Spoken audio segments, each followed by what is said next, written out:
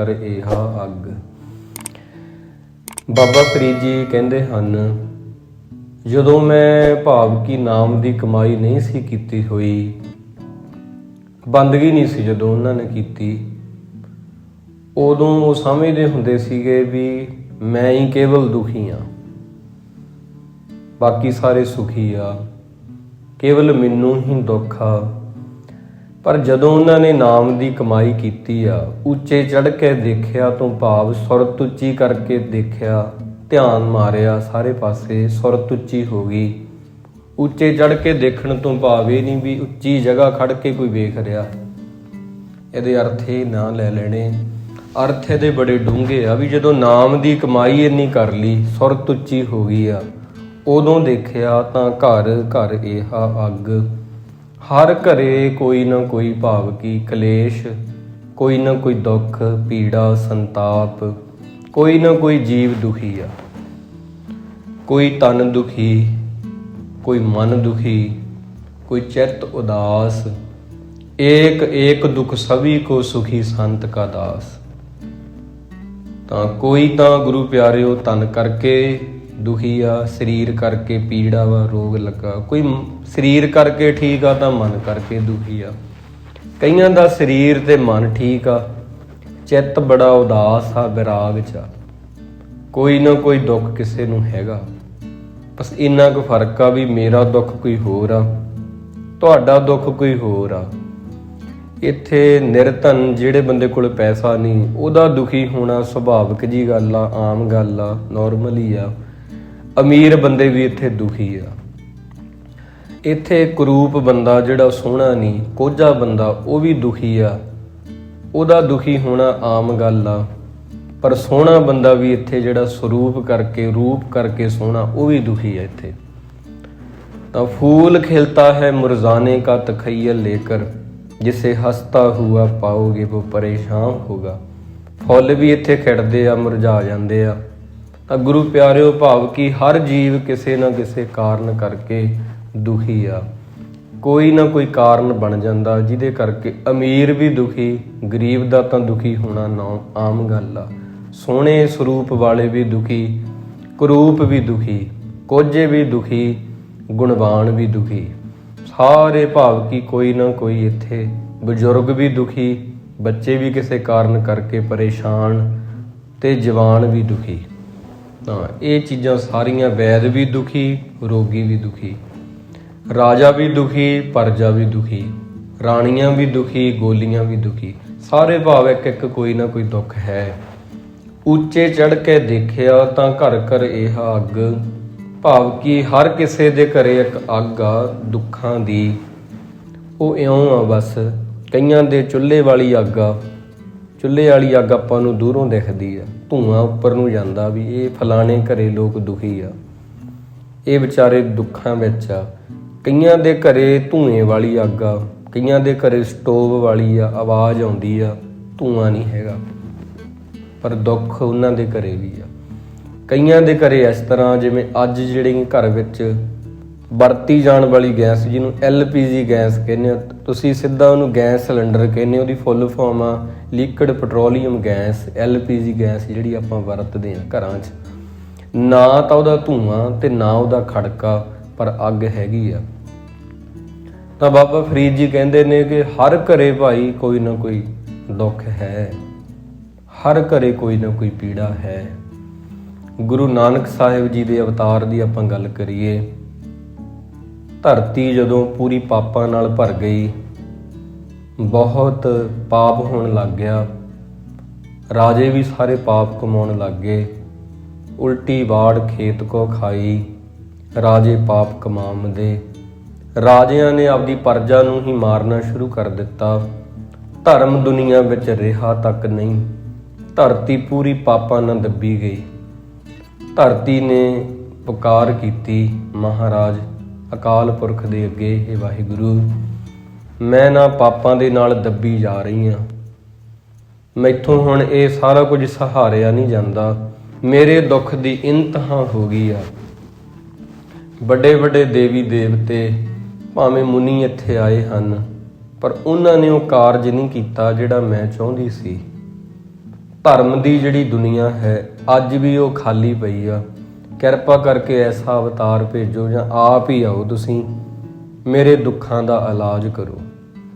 ਧਰਤੀ ਨੇ ਜਦੋਂ ਵਾਰ-ਵਾਰ ਪੁਕਾਰਾਂ ਕੀਤੀਆਂ, ਤੇ ਜਦੋਂ ਆਪਾਂ ਭਾਗਵਤ ਗੀਤਾ ਨੂੰ ਵੀ ਪੜ੍ਹਦੇ ਹਾਂ ਤੇ ਜਦਾ ਜਦੋਂ ਉਹਦੇ ਵਿੱਚ ਵੀ ਕੁਝ ਸ਼ਬਦ ਲਿਖੇ ਆ, ਜਬ ਜਬ ਹੋਏ ਧਰਮ ਕੀ ਹਾਨੀ, ਜਦੋਂ ਵੀ ਧਰਮ ਦੀ ਹਾਨੀ ਹੁੰਦੀ ਆ, ਵਾਹਿਗੁਰੂ ਪਰਮੇਸ਼ਰ ਕਿਸੇ ਨਾ ਕਿਸੇ ਰੂਪ ਵਿੱਚ ਅਵਤਾਰ ਲੈ ਕੇ ਆਉਂਦੇ ਆ। ਗੁਰੂ ਨਾਨਕ ਸਾਹਿਬ ਜੀ ਫਿਰ ਉਹਨਾਂ ਦੀ ਡਿਊਟੀ ਅਕਾਲ ਪੁਰਖ ਵੱਲੋਂ ਲੱਗੀ ਆ ਵੀ ਤੁਸੀਂ ਹੁਣ ਧਰਤੀ ਤੇ ਜਾਓਗੇ। ਪਹਿਲਾਂ ਜਿਹੜੇ ਅਵਤਾਰ ਭੇਜੇ ਆ, ਦੇਵੀ ਦੇਵਤੇ ਜਾਂ ਜੋ ਵੀ ਹਨ, ਜੋ ਵੀ ਮਾਤਾਵਾਂ ਵੀ ਹਨ, ਉਹਨਾਂ ਨੇ ਆਪਣਾ ਨਾਮ ਹੀ ਜਪਾਇਆ ਹੈ, ਅਸਲ ਭੇਦ ਕਿਸੇ ਨੂੰ ਦੱਸਿਆ ਹੀ ਨਹੀਂ।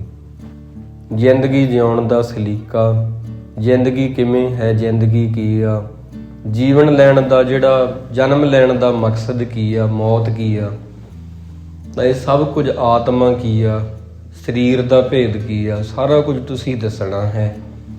ਗੁਰੂ ਨਾਨਕ ਸਾਹਿਬ ਜੀ ਦੀ ਆਗਿਆ ਹੋਈ। ਫਿਰ ਗੁਰੂ ਪਿਆਰਿਓ, ਪੰਡਤ ਜਿਹੜੇ ਸੀਗੇ, ਵਿਦਵਾਨ ਪੜ੍ਹੇ ਲਿਖੇ, ਸ਼ਿਵ ਰਾਮ ਜੀ ਤੇ ਬਨਾਰਸੀ ਜੀ, ਉਹਨਾਂ ਦੇ ਅੱਗੇ ਜਿਹੜੇ ਪੁੱਤਰ ਹੋਏ ਹਨ ਗੁਰੂ ਪਿਆਰਿਓ, ਮਹਿਤਾ ਕਾਲੂ ਜੀ ਤੇ ਲਾਲੂ ਜੀ। ਮਹਿਤਾ ਕਾਲੂ ਜੀ ਤੇ ਮਾਤਾ ਤ੍ਰਿਪਤਾ ਜੀ ਦਾ ਵਿਆਹ ਹੋਇਆ। ਗੁਰੂ ਨਾਨਕ ਸਾਹਿਬ ਜੀ ਦਾ ਆਗਮਨ ਪੁਰਬ ਹੋਇਆ। ਕਿਹਾ ਜਾਂਦਾ ਵੀ ਜਦੋਂ ਮਹਾਰਾਜ ਜੀ ਦਾ ਆਗਮਨ ਪੁਰਬ ਹੋਣਾ ਸੀਗਾ, ਕਿਉਂਕਿ ਇਹਨਾਂ ਦੇ ਪਿਤਾ ਜੀ ਪਟਵਾਰੀ ਸੀਗੇ, ਇੱਕ ਦੌਲਤਾਂ ਨਾਮ ਦੀ ਦਾਈ ਬੜੀ ਗਰੀਬ ਸੀਗੀ, ਜਿਹੜੀ ਘਰ ਦੇ ਵਿੱਚ ਆਉਂਦੀ ਹੁੰਦੀ ਸੀ। ਗੁਰੂ ਨਾਨਕ ਸਾਹਿਬ ਜੀ ਦੇ ਜਣੇਪੇ ਤੋਂ ਪਹਿਲਾਂ ਮਾਤਾ ਤ੍ਰਿਪਤਾ ਜੀ ਦੇ ਪਾਸ ਆਉਂਦੀ ਆ ਤੇ ਰੋਜ਼ ਹੀ ਉਹ ਆ ਕੇ ਇਸ ਤਰ੍ਹਾਂ ਆਖਦੀ ਆ ਵੀ ਤੁਹਾਡੇ ਘਰ ਵਿੱਚ ਪਹਿਲਾਂ ਇੱਕ ਪੁੱਤਰੀ ਦਾ ਜਨਮ ਹੋ ਚੁੱਕਾ ਹੈ। ਜੇ ਪੁੱਤਰ ਦਾ ਜਨਮ ਹੋਇਆ, ਕਾਲੂ ਜੀ, ਮਹਿਤਾ ਸਾਹਿਬ ਜੀ, ਮੈਨੂੰ ਕਿਰਪਾ ਕਰਕੇ ਦਾਣੇ ਦੇ ਦੇਣੇ ਕਣਕ ਦੇ, ਤੇ ਮੇਰੇ ਬੱਚਿਆਂ ਨੂੰ ਵੀ ਕੱਪੜੇ ਲੈ ਦੇਣੇ, ਕਿਉਂਕਿ ਉਹ ਬੜੀ ਗਰੀਬ ਆ। ਗੁਰੂ ਸਾਹਿਬ ਜੀ ਦੇ ਪਿਤਾ ਜੀ ਨੇ ਕਿਹਾ, ਤੂੰ ਫਿਕਰ ਨਾ ਕਰ ਦੌਲਤਾਂ, ਜਦੋਂ ਵੀ ਕਿਰਪਾ ਹੋਵੇਗੀ ਉਸ ਅਕਾਲ ਪੁਰਖ ਦੀ, ਵਾਹਿਗੁਰੂ ਦੀ, ਮੈਂ ਤੇਰੀ ਝੋਲੀ ਜ਼ਰੂਰ ਭਰੂੰਗਾ। ਗੁਰੂ ਨਾਨਕ ਸਾਹਿਬ ਜੀ ਦਾ ਜਦੋਂ ਮਾਤਾ ਜੀ ਦੇ ਗਰਭ ਵਿੱਚ ਆਉਣਾ ਹੋਇਆ, ਕਿਉਂਕਿ ਪਰਮੇਸ਼ਰ ਦਾ ਸਰੂਪ ਸੀਗੇ, ਮਾਤਾ ਤ੍ਰਿਪਤਾ ਜੀ ਦਾ ਸਰੂਪ ਹੋਰ ਵੀ ਸੋਹਣਾ ਹੋ ਗਿਆ। ਉਹਨਾਂ ਨੇ ਆਪਣੇ ਗਹਿਣੇ ਵੀ ਉਤਾਰ ਦਿੱਤੇ, ਜਿਵੇਂ ਬੀਬੀਆਂ ਕੰਨਾਂ ਦੇ ਵਿੱਚ ਗਹਿਣੇ ਪਾਉਂਦੀਆਂ, ਹੱਥਾਂ ਵਿੱਚ, ਪੈਰਾਂ ਦੇ ਵਿੱਚ ਵੀ ਪਾਉਣ ਵਾਲੇ ਗਹਿਣੇ ਹੁੰਦੇ ਆ, ਸਿਰ ਦੇ ਉੱਪਰ ਪਹਿਨਣ ਵਾਲੇ ਸ਼ਿੰਗਾਰ ਹੁੰਦੇ ਆ। ਮਾਤਾ ਜੀ ਨੇ ਸਾਰੇ ਗਹਿਣੇ ਉਤਾਰ ਦਿੱਤੇ ਆ, ਕਿਉਂਕਿ ਉਹਨਾਂ ਦਾ ਸਰੂਪ ਹੀ ਇੰਨਾ ਸੋਹਣਾ ਹੋ ਗਿਆ, ਕਿਉਂਕਿ ਖੁਦ ਇਲਾਹੀ ਜੋਤ ਉਹਨਾਂ ਦੇ ਗਰਭ ਦੇ ਵਿੱਚ, ਉਦਰ ਦੇ ਵਿੱਚ ਸੀ, ਤੇ ਜਿਹਦੇ ਕਰਕੇ ਉਹਨਾਂ ਦਾ ਸਰੂਪ ਬਿਨਾਂ ਗਹਿਣਿਆਂ ਤੋਂ ਹੀ ਸੋਹਣਾ ਲੱਗ ਰਿਹਾ। ਬਿਲਕੁਲ ਸਾਦਗੀ ਵਾਲਾ ਜੀਵਨ ਉਹਨਾਂ ਬਤੀਤ ਕੀਤਾ। ਸਮਾਂ ਹੋਇਆ, ਗੁਰੂ ਨਾਨਕ ਸਾਹਿਬ ਜੀ ਦਾ ਆਗਮਨ ਹੋਇਆ। ਕਿਹਾ ਜਾਂਦਾ ਕਮਰੇ ਦੇ ਵਿੱਚ ਦੀਪਕ ਜਗ ਰਹੇ ਸੀਗੇ। ਪੁਰਾਣਾ ਜ਼ਮਾਨਾ, ਅੱਜ ਵਾਲੀ ਜਿਹੜੀ ਲਾਈਟ ਆ ਇਸ ਤਰ੍ਹਾਂ ਨਹੀਂ ਸੀ, ਬਲਬ ਨਹੀਂ ਸੀ, ਬਿਜਲੀ ਦੀਆਂ ਤਾਰਾਂ ਨਹੀਂ ਸੀ, ਕੁਝ ਵੀ ਨਹੀਂ ਸੀ, ਦੀਵਾ ਜਗਾਉਂਦੇ ਹੁੰਦੇ ਸੀ ਸਾਰੇ। 7 ਦੀਵੇ ਜਗ ਰਹੇ ਸੀਗੇ, 7 ਦੀਵੇ, ਵੱਡੇ ਦੀਵੇ ਲਾਏ ਗਏ ਜਣੇਪੇ ਦੇ ਸਮੇਂ। ਉਸ ਵਕਤ ਜਦੋਂ ਗੁਰੂ ਜੀ ਦਾ ਪ੍ਰਕਾਸ਼ ਹੋਇਆ, ਉਹਨਾਂ ਸਾਰੇ ਦੀਵਿਆਂ ਦੀ ਜਿਹੜੀ ਲੋ ਆ ਮੱਧਮ ਪੈ ਗਈ, ਨਾ ਮਾਤਰ ਰਹਿ ਗਈ। ਸੂਰਜ ਦੇ ਸਾਹਮਣੇ ਭਾਵ ਕੀ ਦੀਵਿਆਂ ਦੀ ਕੀ ਔਕਾਤ ਹੁੰਦੀ ਆ। ਦੌਲਤਾਂ ਨੇ ਮਹਾਰਾਜ ਜੀ ਦੇ ਦਰਸ਼ਨ ਕੀਤੇ ਆ। ਦੌਲਤਾਂ ਨੇ ਜਦੋਂ ਦਰਸ਼ਨ ਕੀਤੇ ਤੇ ਗੁਰੂ ਨਾਨਕ ਸਾਹਿਬ ਜੀ ਮੁਸਕਰਾਏ ਆ। ਦੁਨੀਆ ਦੇ ਬੱਚੇ ਰੋਂਦੇ ਹੀ ਆਉਂਦੇ ਆ, ਜਨਮ ਲੈਂਦੇ ਆ, ਇਸ਼ਾਰਾ ਕਰ ਦਿੰਦੇ ਆ, ਰੋਏ ਆ, ਮਾਂ ਪਿਓ ਨੂੰ ਵੀ ਰਵਾਵਾਂਗੇ, ਆਪ ਵੀ ਰੋਏ ਆ ਤੇ ਰਵਾਵਾਂਗੇ। ਗੁਰੂ ਸਾਹਿਬ ਜੀ ਦਾ ਇਸ਼ਾਰਾ, ਮੁਸਕਰਾਇਆ ਹਾਂ, ਦੁਨੀਆ ਦੇ ਲੋਕਾਂ ਨੂੰ ਹਸਾਵਾਂਗਾ, ਉਹਨਾਂ ਦੇ ਹੰਝੂ ਪੂੰਝਾਂਗਾ। ਗੁਰੂ ਨਾਨਕ ਸਾਹਿਬ ਜੀ, ਸਤਿਗੁਰ ਨਾਨਕ ਪ੍ਰਗਟਿਆ। ਭਾਈ ਗੁਰਦਾਸ ਜੀ ਕਹਿੰਦੇ, ਮਿੱਟੀ ਧੁੰਦ ਜਗ ਚਾਨਣ ਹੋਆ। ਧੁੰਦ ਜਿਹੜੀ ਹਨੇਰਾ ਸੀਗਾ, ਅੰਧਕਾਰ ਪਾਪਾਂ ਦੀ ਧੁੰਦ ਉਹ ਮਿਟ ਗਈ। ਮਹਾਰਾਜ ਜੀ ਦਾ ਆਗਮਨ ਹੋਇਆ। ਦੌਲਤਾਂ ਦਾਈ ਜਿਹੜੀ ਸੀ ਭੱਜੀ ਗਈ, ਸੁਨੇਹਾ ਦਿੱਤਾ ਤੇ ਜਾ ਕੇ ਬਾਹਰ ਬੜਾ ਸੁੰਦਰ ਕਿਹਾ, ਵਧਾਈਆਂ ਹੋਵਣ ਜੀ। ਪਟਵਾਰੀ ਸਾਹਿਬ ਜੀ ਆਪ ਜੀ ਦੇ ਘਰੇ ਬਾਲਕ ਨੇ ਜਨਮ ਲਿਆ। ਬੇਬੇ ਨਾਨਕੀ ਜੀ ਗੁਰੂ ਸਾਹਿਬ ਜੀ ਤੋਂ ਉਮਰ ਵਿੱਚ ਕਾਫੀ ਵੱਡੇ ਨੇ ਤੇ ਉਹਨਾਂ ਫਿਰ ਕੀ ਕੀਤਾ ਗੁਰੂ ਪਿਆਰਿਓ, ਬੇਬੇ ਨਾਨਕੀ ਜੀ ਦੀ ਜਿਹੜੀ 10 ਸਾਲ ਦੀ ਉਮਰ ਸੀ ਮੰਨਿਆ ਜਾਂਦਾ, ਉਹਨਾਂ ਦੀ ਜਿਹੜੀ ਉਂਗਲੀ ਫੜ ਕੇ ਉਹਨਾਂ ਦੇ ਪਿਤਾ ਜੀ ਉਹਨਾਂ ਨੂੰ ਉਸ ਕਮਰੇ ਉਸ ਰੂਮ ਦੇ ਵਿੱਚ ਲੈ ਕੇ ਗਏ ਜਿੱਥੇ ਗੁਰੂ ਸਾਹਿਬ ਜੀ ਦਾ ਪ੍ਰਕਾਸ਼ ਹੋਇਆ ਸੀਗਾ ਤੇ ਜਾ ਕੇ ਉਂਗਲੀ ਫੜ ਕੇ ਕੋਲ ਬਿਠਾ ਦਿੱਤਾ ਲਾਗੇ। ਗੁਰੂ ਨਾਨਕ ਸਾਹਿਬ ਸੱਚੇ ਪਾਤਸ਼ਾਹ ਜੀ ਜਿਹੜੇ ਹਨ ਉਹਨਾਂ ਦੇ ਸਰੂਪ ਦੇ ਬੇਬੇ ਨਾਨਕੀ ਜੀ ਨੇ ਦਰਸ਼ਨ ਕੀਤੇ।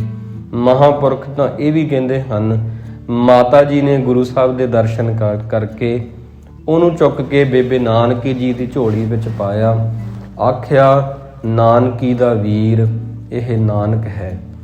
ਕੁਝ ਵਿਦਵਾਨ ਮੰਨਦੇ ਆ ਵੀ ਗੁਰੂ ਨਾਨਕ ਦੇਵ ਜੀ ਦਾ ਨਾਮ ਤੁਰੰਤ ਹੀ ਉਹਨਾਂ ਨੇ ਰੱਖ ਦਿੱਤਾ ਮਾਤਾ ਜੀ ਨੇ ਵੀ ਨਾਨਕਿਆਂ ਦੀ ਤੂੰ ਨਾਨਕੀ ਆ, ਤੇਰਾ ਨਾਮ ਨਾਨਕੇ ਪਰਿਵਾਰ ਨੇ ਰੱਖਿਆ, ਨਾਨਾ ਨਾਨੀ ਨੇ, ਨਾਨਕਿਆਂ ਦੀ ਤੂੰ ਲਾਡਲੀ ਆ ਤੇ ਇਹ ਤੇਰਾ ਵੀਰ ਨਾਨਕ ਹੈ।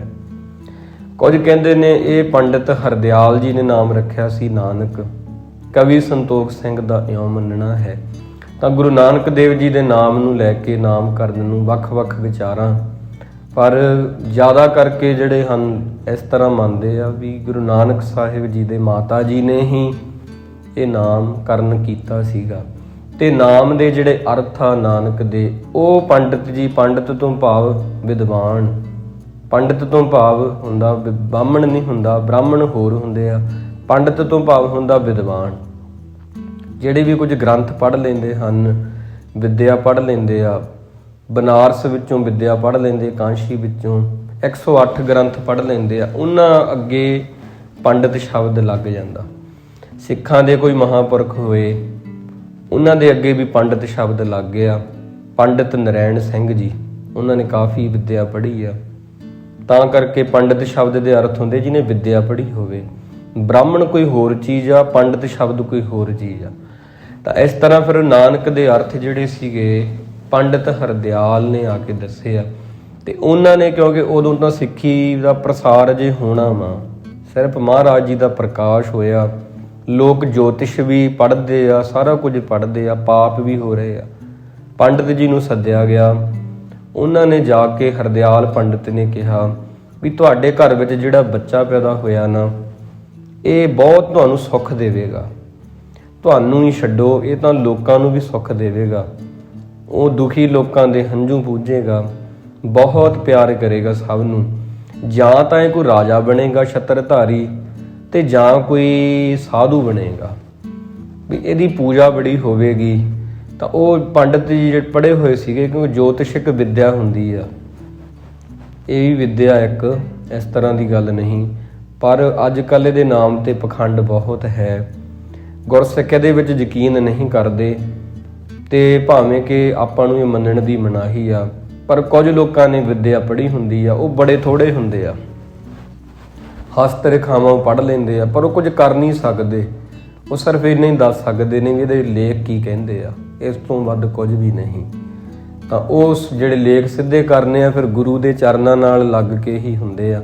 ਫਿਰ ਇਦੋਂ ਬਿਹਤਰ ਇਹ ਹੁੰਦਾ ਵੀ ਆਪਦੀਆਂ ਕਰਮਾਂ ਬਾਰੇ ਕਿਸੇ ਤੋਂ ਕੀ ਪੁੱਛਣਾ, ਸਿੱਧਾ ਹੀ ਗੁਰੂ ਨਾਲ ਜੁੜ ਜਾਓ, ਜੋ ਪੁੱਠੀਆਂ ਚੀਜ਼ਾਂ ਆਪੇ ਸਿੱਧੀਆਂ ਹੋ ਜਾਣਗੀਆਂ। ਇਸ ਤਰ੍ਹਾਂ ਫਿਰ ਜਦੋਂ ਗੁਰੂ ਸਾਹਿਬ ਜੀ ਬਾਰੇ ਦੱਸਿਆ ਨਾ, ਖੁਸ਼ ਹੋ ਕੇ ਉਹਨਾਂ ਦੇ ਪਿਤਾ ਜੀ ਨੇ, ਸਤਿਗੁਰਾਂ ਦੇ, ਉਹਨਾਂ ਨੂੰ ਬੜਾ ਕੁਝ ਦਿੱਤਾ, ਉਹਨਾਂ ਦਾ ਆਓ ਭਗਤ ਕੀਤਾ, ਮੂੰਹ ਮਿੱਠਾ ਕਰਵਾਇਆ।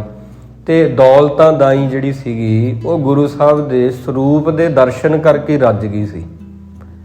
ਉਹ ਪਿਤਾ ਜੀ ਜਦੋਂ ਪੈਸੇ ਦੇਣ ਲੱਗੇ ਉਹਨਾਂ ਨੂੰ ਵੀ ਲਓ ਪੈਸੇ, ਤੇ ਆਹ ਕਣਕ ਵੀ ਲੈ ਜਾਓ, ਦਾਣੇ ਵੀ ਲੈ ਜਾਓ, ਕੱਪੜੇ ਲੈ ਲਿਓ ਬੱਚਿਆਂ ਵਾਸਤੇ, ਉਹ ਲੈ ਨਹੀਂ ਰਹੇ, ਕਿਉਂਕਿ ਉਹ ਸਰੂਪ ਦਰਸ਼ਨ ਕਰਕੇ ਇੰਨੀ ਰੱਜ ਗਈ ਕਿ ਉਹਨੂੰ ਹੁਣ ਕੋਈ ਭੁੱਖ ਹੀ ਨਹੀਂ ਰਹੀ। ਹੁਣ ਸਾਰੀਆਂ ਭੁੱਖਾਂ ਸਾਰੀਆਂ ਜਿਹੜੀਆਂ ਗਵਾਚ ਗਈਆਂ ਤੇ ਸਭੇ ਇੱਛਾ ਪੂਰੀਆਂ ਜਾਂ ਪਾਇਆ ਅਗਮੇ ਅਪਾਰ, ਕੋਈ ਇੱਛਾ ਹੀ ਨਹੀਂ ਰਹੀ ਦੌਲਤਾਂ ਦੇ ਅੰਦਰ। ਪਟਵਾਰੀ ਸਾਹਿਬ ਜੀ ਨੂੰ ਲੱਗਾ ਪਿਤਾ ਜੀ ਨੂੰ ਵੀ ਪੈਸੇ ਖਣੀ ਥੋੜੇ ਆ, ਵੀ ਤਾਂ ਨਹੀਂ ਇਹ ਲੈ ਰਹੀ। ਉਹਨਾਂ ਨੇ ਹੋਰ ਪੈਸੇ ਕੱਢੇ ਖੀਸੇ 'ਚੋਂ, ਆਖਿਆ ਦੌਲਤਾਂ ਲੈ, ਥੋੜੇ ਆ ਤਾਂ ਹੋਰ ਲੈ ਲਾ। ਉਹ ਕਹਿਣ ਲੱਗੀ ਨਹੀਂ ਮੈਂ ਲੈਣੇ ਨਹੀਂ ਪੈਸੇ। ਉਹ ਕਹਿੰਦੇ ਪਹਿਲਾਂ ਤਾਂ ਤੂੰ ਆਖਦੀ ਹੁੰਦੀ ਸੀ ਵੀ ਮੈਨੂੰ ਪੈਸੇ ਦਿਓ, ਕਣਕ ਦੇ ਦਾਣੇ ਵੀ ਮੈਨੂੰ ਦੇ ਦਿਓ, ਮੇਰਾ ਗੁਜ਼ਾਰਾ ਵੀ ਚੱਲੂ, ਹੋ ਸਕੇ ਮੇਰਾ ਘਰ ਵੀ ਛੋਟਾ ਜਿਹਾ ਬਣਾ ਦਿਓ। ਤਾਂ ਮੈਂ ਤੈਨੂੰ ਕਿਹਾ ਸੀ ਮੈਂ ਸਭ ਕੁਝ ਕਰੂੰਗਾ, ਵੀ ਹੁਣ ਤੂੰ ਪੈਸੇ ਕਿਉਂ ਨਹੀਂ ਲੈ ਰਹੀ? ਉਹਨੇ ਆਖਿਆ ਵੀ ਮੈਨੂੰ ਰਾਜੀ ਇੰਨਾ ਆ ਗਿਆ, ਇਹ ਪੈਸਿਆਂ ਦੀ ਮੈਨੂੰ ਲੋੜ ਨਹੀਂ ਰਹੀ।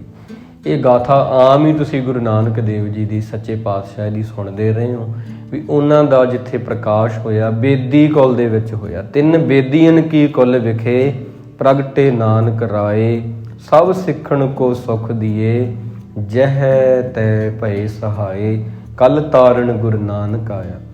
ਗੁਰੂ ਨਾਨਕ ਸਾਹਿਬ ਜੀ ਇਸ ਤਰ੍ਹਾਂ ਆਗਮਨ ਪੁਰਬ ਉਹਨਾਂ ਦਾ 1469 ਈਸਵੀ ਦੇ ਵਿੱਚ ਰਾਏ ਭੋਏ ਦੀ ਤਲਵੰਡੀ ਵਿਖੇ, ਜਿਹਨੂੰ ਬਾਅਦ ਵਿੱਚ ਨਨਕਾਣਾ ਸਾਹਿਬ ਵੀ ਕਿਹਾ ਜਾਂਦਾ। ਇਹਦੇ ਨਾਮ ਕਾਫੀ ਬਦਲੇ ਆ।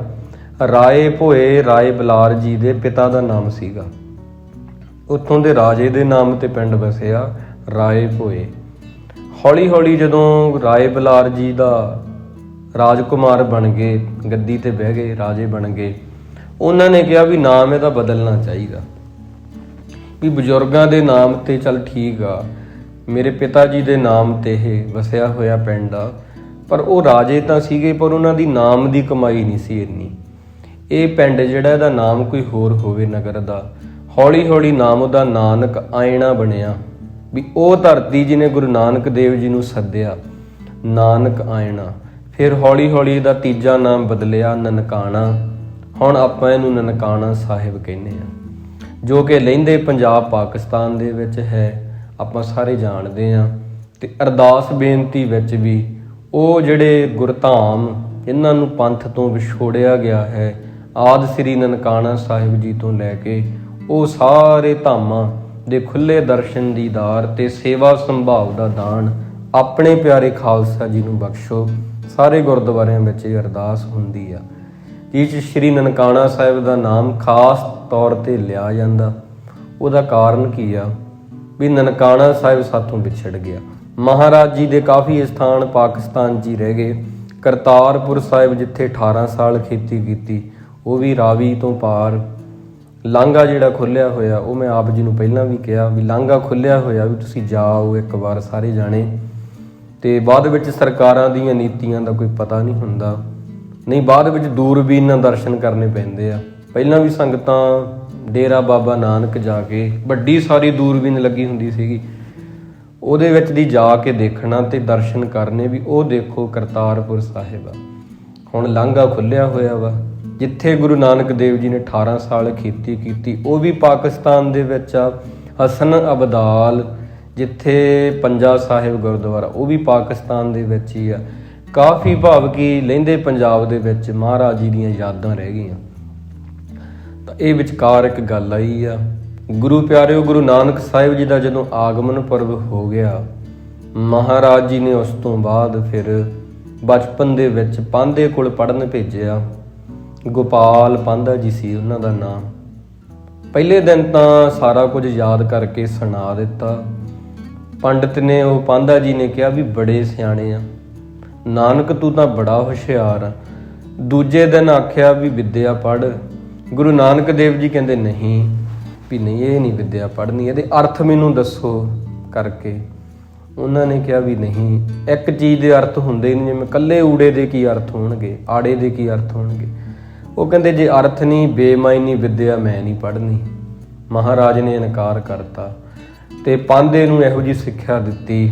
ਪਾਂਧਾ ਬੜਾ ਪ੍ਰਭਾਵਿਤ ਹੋਇਆ, ਮੌਲਵੀ ਜੀ ਕੋਲ ਪੜ੍ਹਨ ਪਾਇਆ ਵੀ ਚਲੋ ਉਰਦੂ ਸਿੱਖ ਲੈਣਗੇ, ਹੋਰ ਭਾਸ਼ਾ ਸਿੱਖ ਲੈਣਗੇ, ਫਾਰਸੀ ਸਿੱਖ ਲੈਣਗੇ। ਮਹਾਰਾਜ ਨੇ ਉੱਥੇ ਵੀ ਅਲਫ ਬੇ ਪੇ ਤੇ ਜੇ, ਇਹ ਸਾਰਾ ਉਰਦੂ ਦੇ ਅੱਖਰ ਜਿਹੜੇ ਹੁੰਦੇ ਆ, ਇਹਨਾਂ ਨਾਲ ਮਤਲਬ ਪੁੱਛੇ, ਇਹਨਾਂ ਦੇ ਅਰਥ ਦੱਸੋ। ਉਹ ਵੀ ਕਹਿੰਦੇ ਵੀ ਅਲਫ ਦੇ ਅਰਥ ਨਹੀਂ ਹੁੰਦੇ, ਬੇ ਦੇ ਅਰਥ ਨਹੀਂ ਹੁੰਦੇ, ਜੋੜ ਕੇ ਅਰਥ ਬਣਦੇ ਆ। ਮਹਾਰਾਜ ਨੇ ਫਿਰ ਕੱਲੇ ਕੱਲੇ ਅਰਥ ਕਰਕੇ ਸੁਣਾਏ, ਇਸ਼ਾਰੇ ਮਾਤਰ। ਉੱਥੇ ਵੀ ਮੌਲਵੀ ਮਹਾਰਾਜ ਜੀ ਨੂੰ ਕਿਹਾ ਵੀ ਬੱਚਾ ਬੜਾ ਵਧੀਆ। ਇਹ ਸਾਰਿਆਂ ਨੇ ਆਖਿਆ ਵੀ ਇਹਨਾਂ ਨੂੰ ਪੜ੍ਹਾਇਆ ਹੀ ਨਹੀਂ ਜਾ ਸਕਦਾ, ਪਟਵਾਰੀ ਜੀ, ਜੇ ਇਹਨਾਂ ਤੋਂ ਪੜ੍ਹਿਆ ਹੀ ਜਾ ਸਕਦਾ।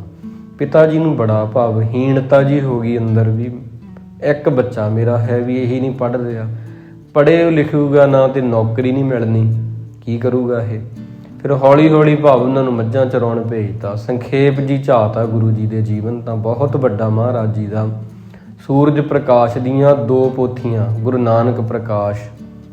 ਏਡਾ ਵੱਡਾ ਗ੍ਰੰਥ ਆ ਕਿ ਆਪਾਂ ਕਥਾ ਕਰਨ ਲੱਗ ਜਾਈਏ ਵੈਸੇ ਬੰਦੇ ਦੀ ਜ਼ਿੰਦਗੀ ਮੁੱਕ ਜਾਵੇਗੀ, ਪਰ ਮਹਾਰਾਜ ਸੱਚੇ ਪਾਤਸ਼ਾਹ ਦੀ ਕਥਾ ਨਹੀਂ ਮੁੱਕਣੀ। ਤਾਂ ਗੁਰੂ ਨਾਨਕ ਸਾਹਿਬ ਜੀ ਨੂੰ ਮੱਝੀਆਂ ਗਾਵਾਂ ਚਰਾਉਣ ਭੇਜਿਆ। ਉੱਥੇ ਉਹ ਸੁਰਤ ਜੋੜ ਕੇ ਬੈਠ ਜਾਂਦੇ, ਮੱਝਾਂ ਗਾਵਾਂ ਵਾੜ ਤੋੜ ਕੇ ਕਿਸਾਨਾਂ ਦੇ ਖੇਤ ਚਰ ਲੈਂਦੀਆਂ। ਫਿਰ ਸੱਪ ਦੁਆਰਾ ਉਹਨਾਂ ਨੂੰ ਛਾਂ ਕਰਨੀ, ਰਾਏ ਬਲਾਰ ਜੀ ਨੇ ਉਹਨਾਂ ਦੇ ਦਰਸ਼ਨ ਕਰਨੇ। ਇਹ ਵੀ ਸਾਖੀ ਆਪ ਜੀ ਨੇ ਸੁਣੀ ਆ। ਲੋਟਾ ਤੇ ਸੋਨੇ ਦੀ ਛਾਪ ਸਾਧੂ ਸੰਤਾਂ ਨੂੰ ਦੇ ਆਉਣੀ। ਮਾਤਾ ਜੀ ਨੇ ਇੱਕ ਵਾਰ ਵੈਸੇ ਸੋਨੇ ਦੀ ਛਾਪ ਬਣਾ ਦਿੱਤੀ ਤੇ ਘਰ ਦੇ ਵਿੱਚ ਇੱਕ ਗੜਬਾ ਸੀਗਾ ਪਿੱਤਲ ਦਾ, ਬੜਾ ਸੋਹਣਾ ਸੀਗਾ, ਤੇ ਗੁਰੂ ਨਾਨਕ ਸਾਹਿਬ ਚੁੱਕ ਕੇ ਲੈ ਗਏ।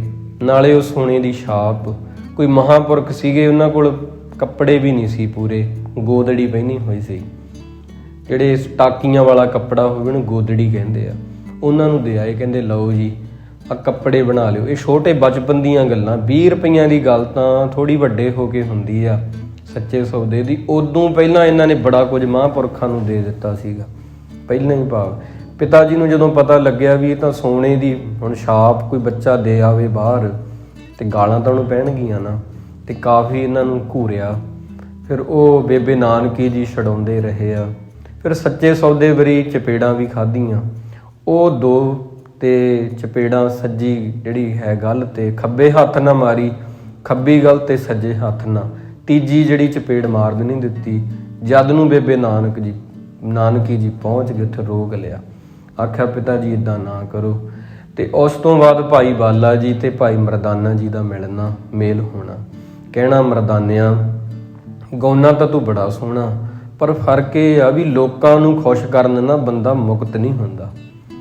ਵੀ ਲੋਕਾਂ ਨੂੰ ਖੁਸ਼ ਕਰਨ ਲਈ ਗਾਈ ਜਾਓਗੇ ਸਾਰੀ ਜ਼ਿੰਦਗੀ।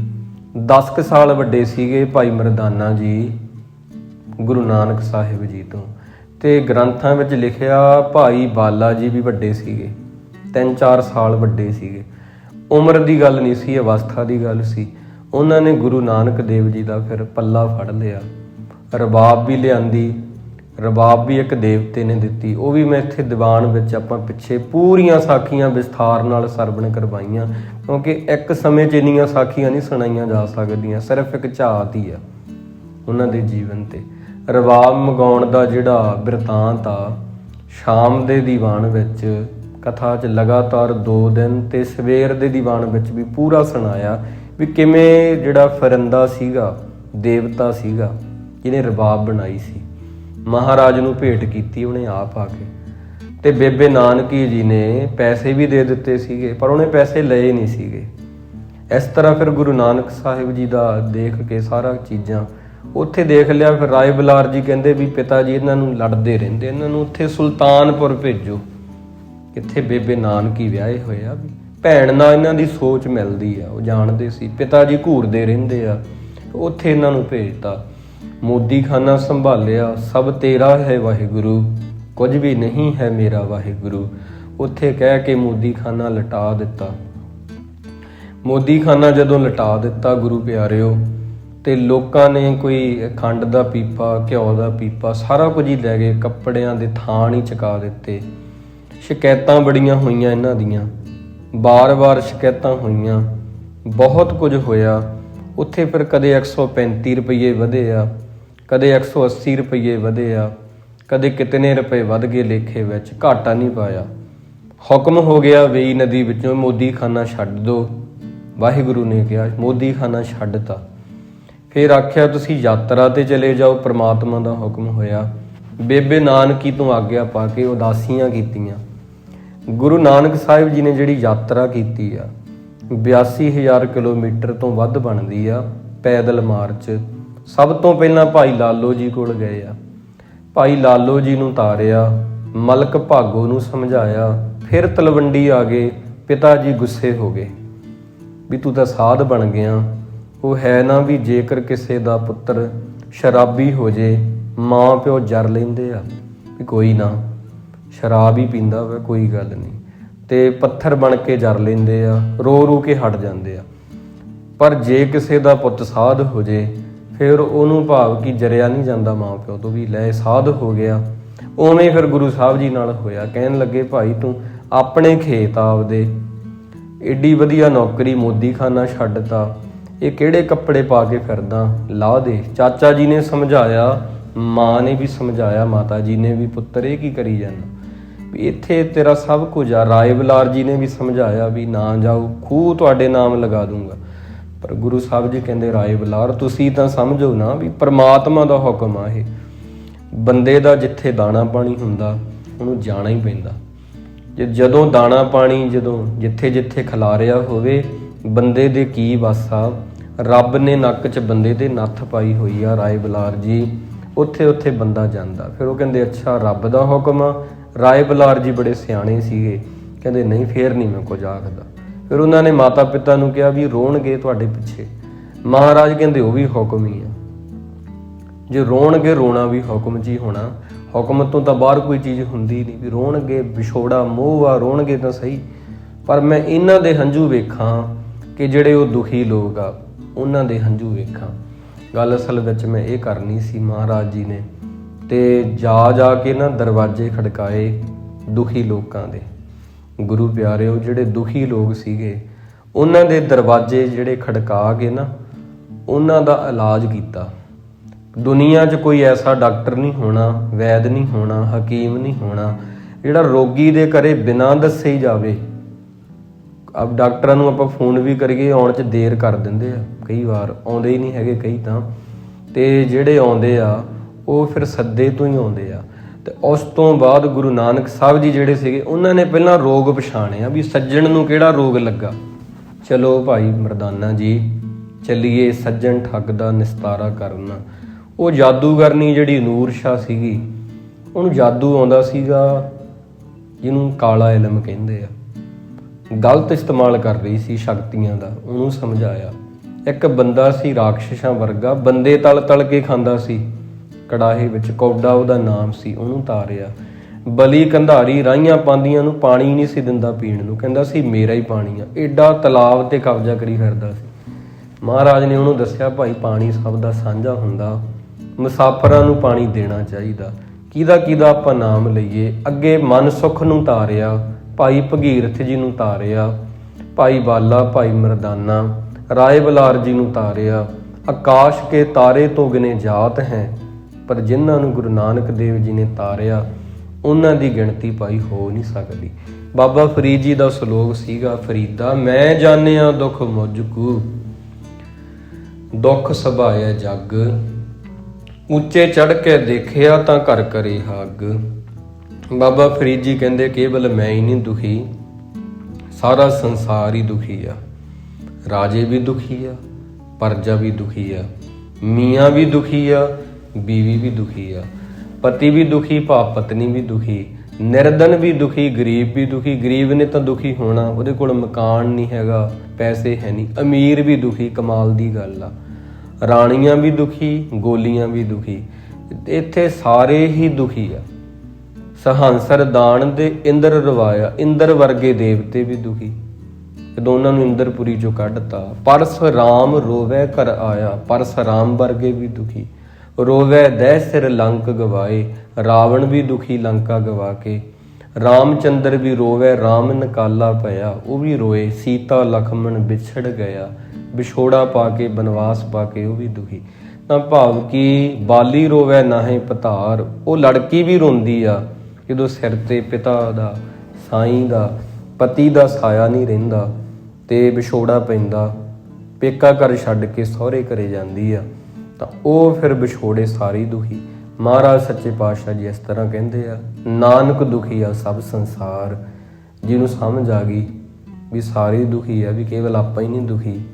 ਬਾਬਾ ਫਰੀਦ ਜੀ ਕਹਿੰਦੇ ਉਹ ਫਿਰ ਦੁੱਖਾਂ ਦਾ ਹੱਲ ਕੱਢਣ ਲਈ ਤੁਰਦਾ। ਤਾਂ ਮਹਾਰਾਜ ਨੇ ਕਿਹਾ ਭਾਈ ਬਾਲਾ, ਭਾਈ ਮਰਦਾਨਾ ਜੀ, ਸਾਰਾ ਸੰਸਾਰ ਦੁਖੀ ਆ, ਆਪਾਂ ਇਹਨਾਂ ਨੂੰ ਇਲਾਜ ਕਰੀਏ ਇਹਨਾਂ ਦਾ। ਪੈਸੇ ਵਾਲੇ ਵੀ ਦੁਖੀ ਆ ਤੇ ਬਹੁਤ ਜ਼ਿਆਦਾ। ਦੁਨੀ ਚੰਦ ਜੀ ਦੇ ਕੋਲ 7 ਖਜ਼ਾਨੇ ਸੀਗੇ, 7 ਝੰਡੇ ਕੋਠੀ ਤੇ ਲਾਏ ਸੀਗੇ, ਉਹਨੂੰ ਵੀ ਜਾ ਕੇ ਮਹਾਰਾਜ ਨੇ ਸਮਝਾਇਆ। ਗੋਰਖਾਂ ਸਿੱਧਾਂ ਨਾਥਾਂ ਦੇ ਨਾਲ ਵਿਚਾਰ ਕੀਤੀ, ਉੱਥੇ ਜਾ ਕੇ ਰੀਠੇ ਜਿਹੜੇ ਆ ਮਿੱਠੇ ਕੀਤੇ ਆ, ਕੌੜੇ, ਗੋਰਖ ਮਤਾ ਨਾਨਕ ਮਤਾ ਬਣਿਆ। ਸਮੇਰ ਪਰਬਤ ਤੇ ਮਹਾਰਾਜ ਗਏ ਆ ਤੇ ਗੁਰੂ ਸਾਹਿਬ ਜੀ ਸੰਗਲਾ ਦੀਪ ਵੀ ਗਏ ਆ। ਕਿਹੜੇ ਕਿਹੜੇ ਸਥਾਨ ਦਾ ਆਪਾਂ ਨਾਮ ਲਈਏ?